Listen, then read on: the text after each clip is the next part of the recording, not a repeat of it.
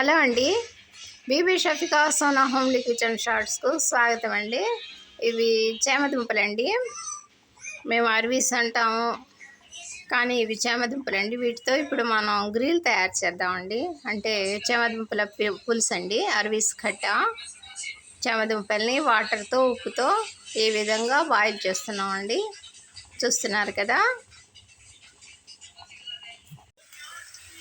చేమదుంపలు బాగా అదేనండి మన అరవీసు బాగా బాయిల్డ్ అయ్యాక పైన పీల్స్ అన్నీ తీసేసి ఈ విధంగా కట్ చేసామండి చిన్న పీసెస్ లాగా. ఇక ఆయిల్లో పెద్దల్లిపాయ పీసెస్, పచ్చిమిర్చి పీసెస్, ఒక పచ్చిమిర్చి పీసెస్, అల్లం చిన్నులపాయల పేస్టు యాడ్ చేసామండి. అవి బాగా ఫ్రై అయ్యాయండి.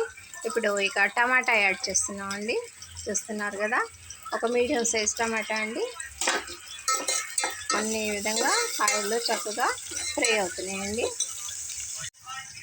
వెరీ సింపుల్ ప్రాసెస్తో మనం ఈ కర్రీని తయారు చేద్దామండి. అదేనండి గ్రిల్ని. ఒక 3 టేబుల్ స్పూన్స్ కోకో పౌడర్ అండి,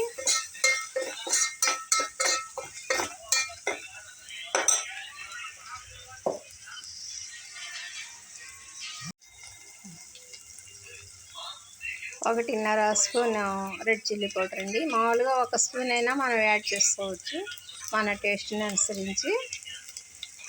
ఒక 2 స్పూన్స్ అనుకుందామండి. 2 spoons red chilli powder add చేసేసామండి. అన్నీ ఫ్రై అవుతున్నాయండి.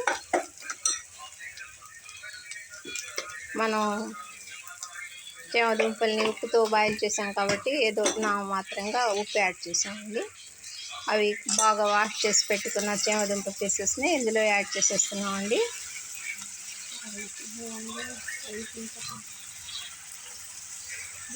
చూస్తున్నారు కదండి.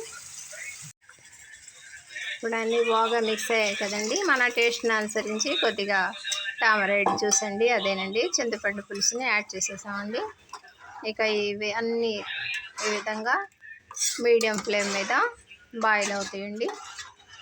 మనం కావాలనుకుంటే కొన్ని కొత్తిమీర రెబ్బలు యాడ్ చేసుకోవచ్చండి. చూస్తున్నారు కదా.